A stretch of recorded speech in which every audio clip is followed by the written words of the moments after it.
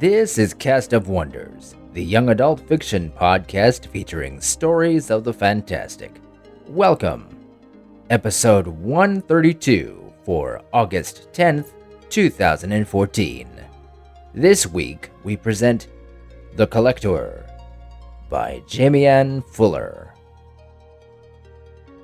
Jamie Ann Fuller writes fantasy and historical fiction, and is usually buried under at least 10 story ideas.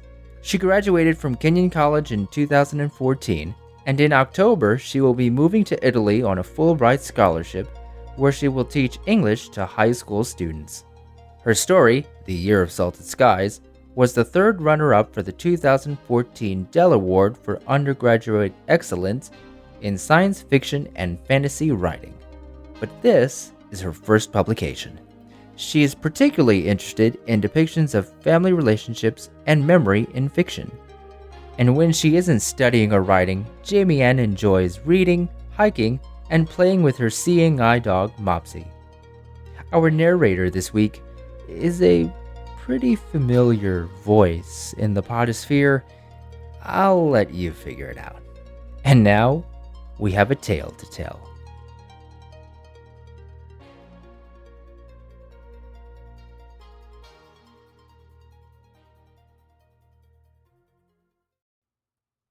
The Collector by Jamie Ann Fuller.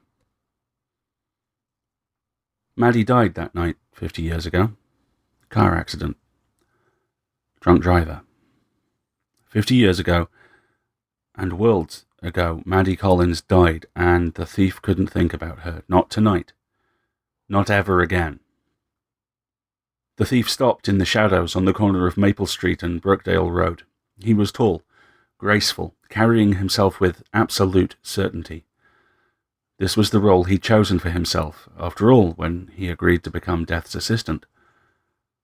The assistant before him was traditional: black cloak, hood, scythe, shrieking as he swooped down on his victims and chased them towards death itself. The thief was quieter, modelling his actions on the books he liked to read as a kid. He liked that he'd added his own personal touch to the job. He adjusted his backpack and pulled tonight's list from his jeans pocket. He looked at the first target. Fabio Vinti, 4 Maple Street. His calves trembled with adrenaline. He crossed the street to number 4 and dug in his backpack for his lockpicks. The thief inserted the first pick into the lock on the front door and probed the lock's mechanism. There was an art to it. The thief felt his way through the lock's ins and outs the way he would feel his way through a dark maze, heart pumping with excitement and nerves. The point was to concentrate, to forget the nerves, and then the pride at a task well done. He caught the tumblers with his pick, twisted it, and the lock clicked open. Locks said a lot about people. No two were ever the same. This lock, for instance, lock, deadbolt, probably a chain too. General Fabio Vinti was paranoid. General Fabio Vinti had a right to be. He was 100 years old. He'd fought in both world wars and in Korea, and he was proud of it. A little too proud of it. That would make the thief's job easy. The thief inserted another pick into the deadbolt and began to work the tumblers. Vinti was still healthy. He spent most of his days planting beets in his garden and chasing kids off his yard, brandishing his cane in one hand and his beretta in another. The kids' screams reminded him of the old days, in the wars. He laughed when the parents came to ask him to stop threatening their children. The gun was never loaded. The police confirmed it, but warned him to keep the gun in his house or he would be arrested. But old habits died hard. The thief knew that well. It was too much to ask Vinti to give up his warm, fuzzy memories of blasting little children in Korea. The neighborhood parents were even now petitioning the town to have Vinti taken to a nursing home. They needn't bother. By morning, the general wouldn't have his precious guns. By morning, he wouldn't have anything else either. The deadbolt clicked too, and the thief pushed the door ajar. It caught on the chain, but he reached in and used his pick to unhook it. He slipped inside, closed the door, disabled the alarm. 194-553-75. The thief began to take his trophies. This was the part of the job he lived 4. There was always something new, and it was always in some place different. People were like locks. No two were the same, and neither were their most prized possessions. The Beretta would be upstairs, beside Vinty's bed, but the thief took his precious beets from the counter, a container of cottage cheese from the fridge, and a spoon from the dish rack. Nothing quite like a midnight snack. He went out into the hall and climbed the stairs. There were only 2 rooms up there, a bathroom with a whirlpool tub and a large bedroom. Vinty never married, had no children. He opened the door to the master bedroom and stopped. General Fabio Vinty was standing in his nightshirt, his prized Beretta pointing directly at the thief's face. It was loaded now. It always was at night.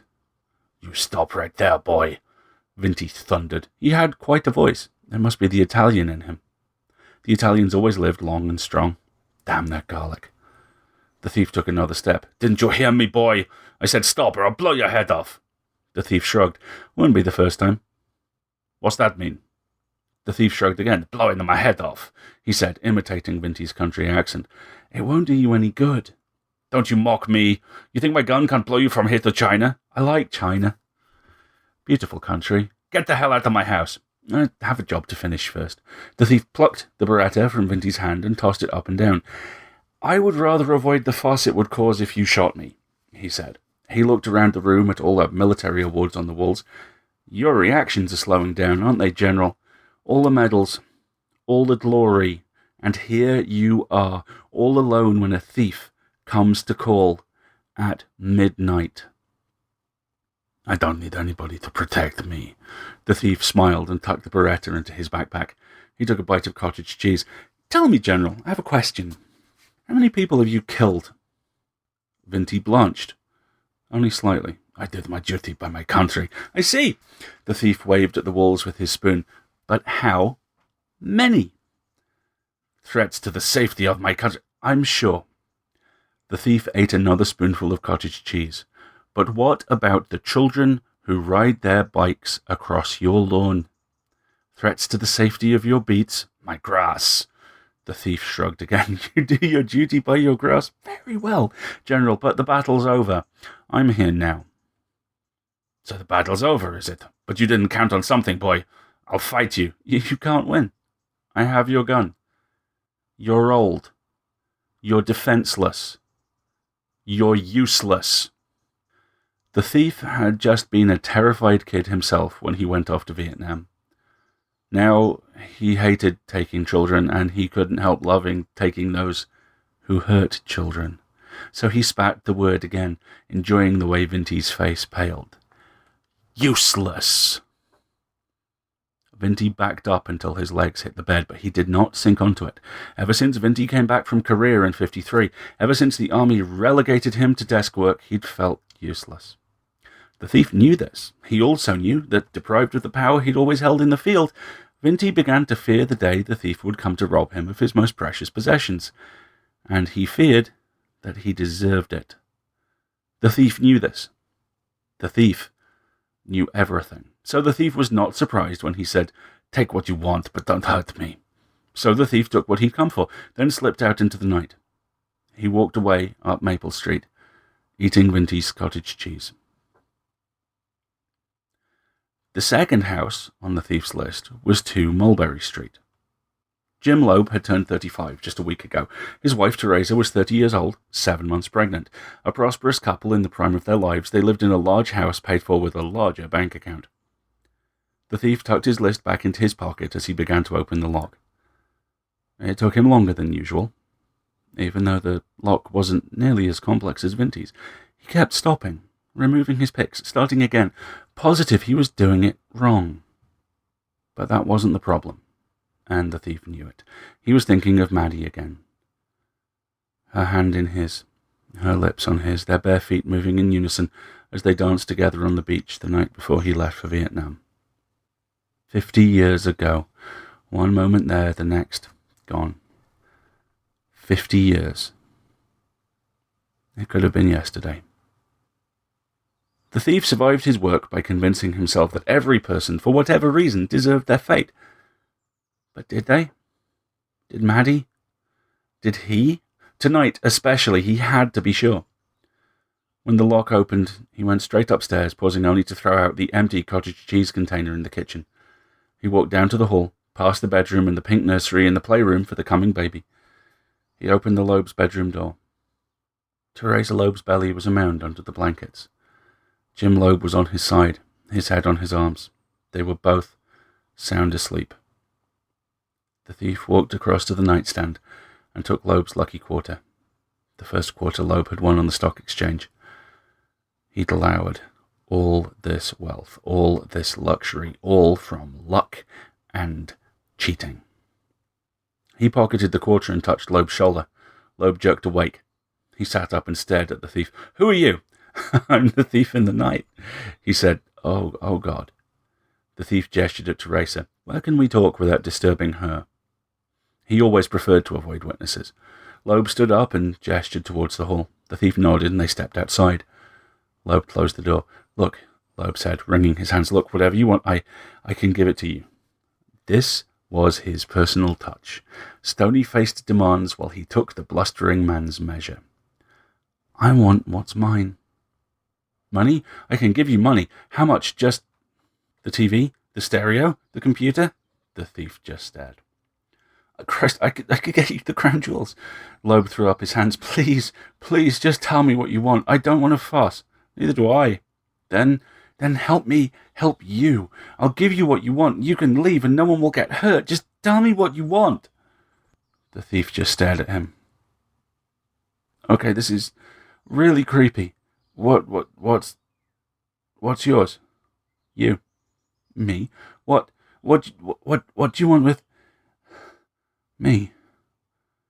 Loeb went white and balled his hands into fists. "The thief in the night." He stared at the thief, then stepped back and put up his hands. "But no! I'm 35. I'm 35!" They had something in common, the thief and this man, but the thief suddenly found that he didn't like stealing. Not the way Loeb did it, with his sawmill and his stocks, for his own gain. Loeb's lucky quarter, Finty's Beretta, they both weighed on the thief. He shook his head. It wasn't the same. "You will wake your wife if you yell much louder," he said. Loeb lowered his voice. "You can't do this. You can't do this. I'm perfectly healthy. Tomorrow morning, your wife is going to find you here in the hall, and the doctors will tell her that you had a brain aneurysm. The same way the city officials, come to escort Vinty to the Cypress Grove nursing home, would find him dead in his bed. Old age. Went in his sleep." No, this can't happen." "Do you believe in karma, Mr. Loeb?" "Superstitious garbage, but hasn't all that stealing paid off?" "I earned all of this. You sat back and you stole it off the backs of your hard-working mill workers. Then you got lucky on the stock market. You gambled. You won all the time. And you kept it all for yourself. I'm here to steal you, Mr. Loeb. Everything comes at a price. Even me." His master got the dead. The thief got the trophies and the small, honestly unjust satisfaction that came with inflicting his immortal pain on someone else. "I have to ensure the cycle continues." "You can't do this," Loeb said. "My stocks, my wife, our baby will all survive. I'll change my ways. You can change nothing, Mr. Loeb. Nothing. It is already far too late. You have given me no reason to let you go. For now." The thief pulled out the quarter and spun it on his pointy finger. "But you know what? You're a gambling man, aren't you?" "My lucky quarter." "You stole my lucky quarter. Heads, you come with me." The thief tossed the quarter up and down in his palm. "And tails?" The thief grinned, still tossing the quarter up and down, trying to make sure I'm not rigging the game. "It's what you'd have done." "What happens if it's tails?" The thief shrugged. "Tails, you win. I leave. Alone. Satisfied?" He'd given people extra time before. His master wouldn't be happy, but extra time was not forever. The thief tossed the coin to him. "Your lucky quarter. Do the honors." Loeb took a deep breath. He weighed the quarter in each hand, then licked his lips and threw it up into the air. Both men watched it turn over and over before it landed with a flat ping. It bounced twice, then fell on its edge with a little clink. It spun for a few seconds, and finally settled with a muffled ringing. "Heads," whispered the thief. He retrieved the quarter and pocketed it again. Then he smiled. "You won't go back on a bet, will you, Mr. Loeb?" The third lock was simple, but the thief struggled with it. What was wrong with him? Every time he thought he had it right, he suddenly knew it was wrong, pulled the pick from the lock, and started again. Calm down, he told himself. He'd never talked to himself before. Some people said it was the first sign of madness. Well, who said the thief in the night couldn't go mad? Deep breath. Last name on the list for tonight. You can do this. You have to. He inserted the pick again, and this time the lock clicked open. The Tornincasser's upstairs hall was clean. A family portrait hung at the end, and the thief moved over to look. A mother, a father, a smiling, healthy little girl. He turned away, fingering Loeb's lucky quarter in his pocket. Despite everything, he almost wished it had landed on tails. Vinty was one thing, no family, no truly good deeds to his name, but Jim Loeb, even with his dirty money, was married. Was about to be a father. Yes, it was Loeb's time, but the thief had not just taken Loeb's life. He had damaged, if not destroyed, the lives of his wife and his unborn child. And now this. May Tornincasser was 8 years old, and she had Morquio syndrome. The doctor said she was lucky to have lived this long, but still the thief shuddered as he looked at her closed door. Her father had painted it white, with pink flowers and blue butterflies when she was 3. The thief gripped Loeb's lucky quarter more firmly. It had to happen. It was the way life worked. People were born, they lived, they died. That was it. And it was his job to steal them from this world and point them to the next, to where his master waited. And that was normal. He'd stolen children before, plenty of times, but only with the certainty that he had to. How could one more year hurt the cycle? He'd given people a little extra time before. The memory of the night's conversation stirred within him. Some emotion that tasted like bile filled his throat. He'd given extra time. But extra time was not forever. It had to be done. There was nothing else to it. The thief pushed open May's door and stepped into the room. The hospice nurse in the corner had nodded off over a copy of Peter and Wendy. Next to the bed, the oxygen tank hummed as it fed air into the tubes attached to Mary's nose, helping her breathe. Her eyes were closed, her chest slowly rising and falling. She clutched a stuffed black puppy named Oreo. The thief walked across the room and stood beside the bed. He reached out to touch the cover of the book on the nurse's lap. It would be a nice addition to his collection of trophies. But then he drew his hand back. Not for the first time, he wondered what happened after death. He wondered if Maddie knew what he had become. What would she think? He wasn't the man who had got down on one knee in the middle of a highway to slide a ring onto her finger as she bled out on the asphalt. He wasn't the man she said yes to with her dying breath.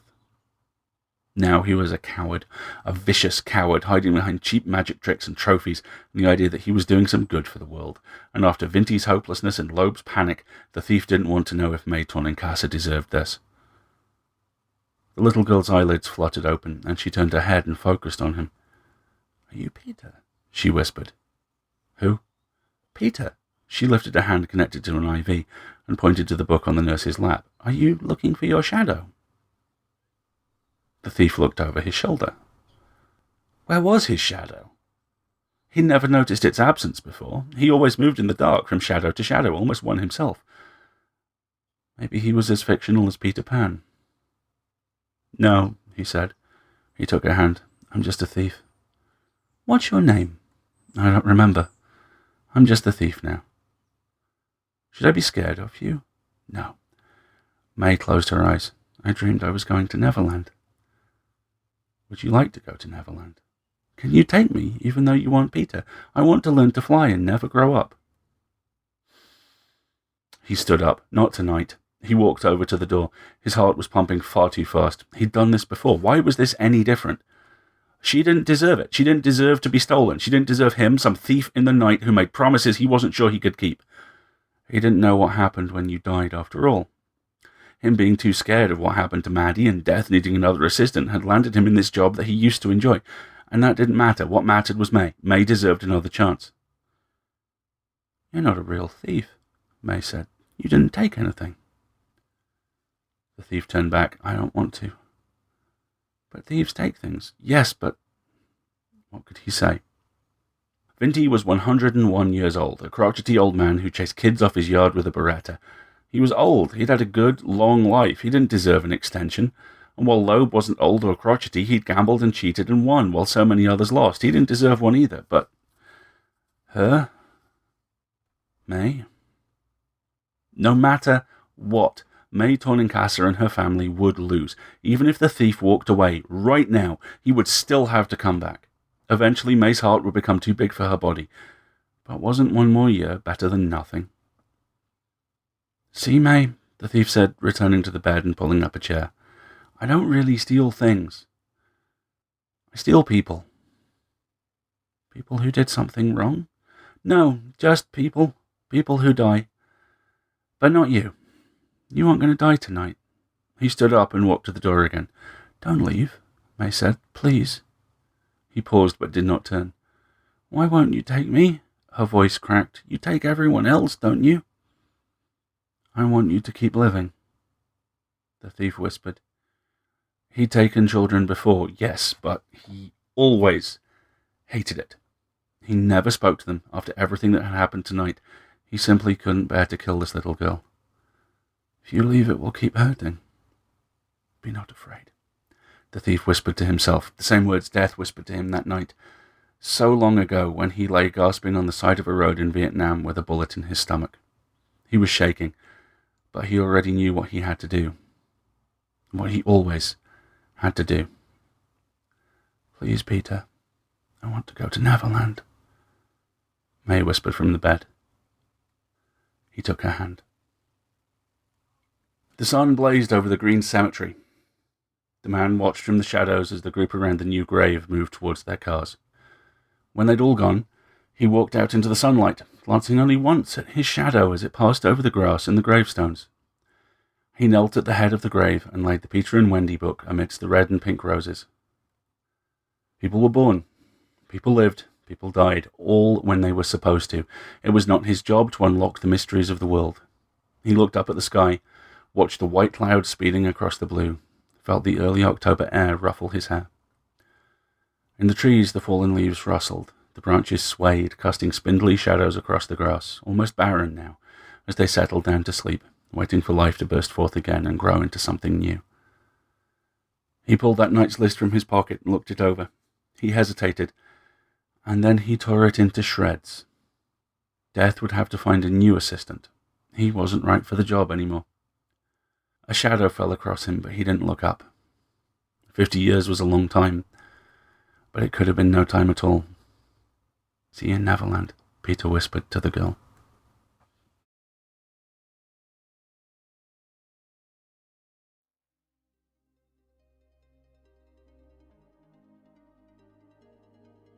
Jamie says that this story came from a confluence of many inspirations and a desire to write a fantasy story for a primarily literary creative writing class. The books Freak the Mighty and The Book Thief, as well as her interest in memories and the ways different people react to the knowledge of their own death, had a strong influence on her. She also wanted to try this fairly traditional form, the 3 lives the thief takes over the course of the story, and how he changes and reacts differently to each one. She had this idea of death as a thief, not only of life, but also of the memories, regrets, hopes, and fears that make up a life. So she had her thief take not only the life, but a physical item that represented those memories, regrets, hopes, and fears. This is how the thief was born, and the rest followed. On a personal note, it was a great honor and pleasure to bring this story to you all this week. Jamie Ann Fuller should be an inspiration to everybody, not because she is blind, but because she doesn't let her disability define who she is. In other words, she's not a blind writer. She's just a writer that happens to be blind. As someone who is also blind, I consider that a great thing, that she treats her blindness like a characteristic, as it should be. Here's Marguerite to wrap things up. Hello, everyone. Your editor, Marguerite Kenner here. If you're a regular listener, then by now you've heard me do our weekly donation call so many times that you may know it by heart. So I've decided to shake things up a bit and give you a bit of inside perspective. There have been a variety of different comparisons used by crowdfunders to illustrate how many people giving small amounts makes donating easy. A popular one is the price of a cup of coffee. For example, how if a project's fan base forgoes a weekly trip to their caffeinated beverage purveyor of choice, the project would be overwhelmed by success. It sounds trite, but that's not an exaggeration. It's true. For fiction podcasts, the average donation rate of listeners usually hovers around a single %, and we are eternally grateful to those generous individuals. But instead of asking for your caffeinated beverage money, I want to make a comparison for you because I don't think a podcast is that much like a cup of coffee. I think it's like an anthology. Take your average anthology fiction book. I'll give you an example. My latest was Rogues by George R.R. Martin, which I bought for the Patrick Rothfuss short story about the character Bast. The book contains 21 stories and costs between $8.50 and £25. That's $13 and $40, depending on which version you went for, the ebook, the hardcover, or even the audio version. Another way to look at it was I was willing to pay that money for a single story I knew I'd like. And if I read the rest of the stories, and like even just a couple of them, I'm getting extra value for my money. Podcasts are the same. Every week you might discover something new and wonderful, a new character that resonates with you, an idea or a perspective you've never encountered before, or an author whose style you like, and it drives you to look up more of their work and buy it. That chance of something more is what keeps me listening to podcasts and reading anthologies, and it's worth every penny. If I've convinced you, then please consider using the PayPal donations on our site. If PayPal doesn't work for you, then let us know. We're looking into Patreon and a few other support models. And there are lots of non-financial ways that you can support us as well. Leave us and this story a review on iTunes or our Facebook page, and share the episode with others. You can find us on Twitter, too. We're at Cast of Wonders. 100% of our donations go to cover our bandwidth costs and to purchase stories to keep bringing you the best in audio fiction for young adults week after week. Every little bit helps, and you have our heartfelt thanks. Cast of Wonders is a production of Wolfsbane Publishing and is brought to you by the creative team of Barry J. Northern, our publisher and artist, Alan Sale, our audio producer, and I remain, as always, your humble editor and host, Marguerite Kenner. Our episodes are released under a Creative Commons Attribution, Non-Commercial, No Derivatives license. Please share it, but please don't change it. Our theme, Appeal to Heavens, is by Alexei Nov from musicalley.com. And thanks as always for listening.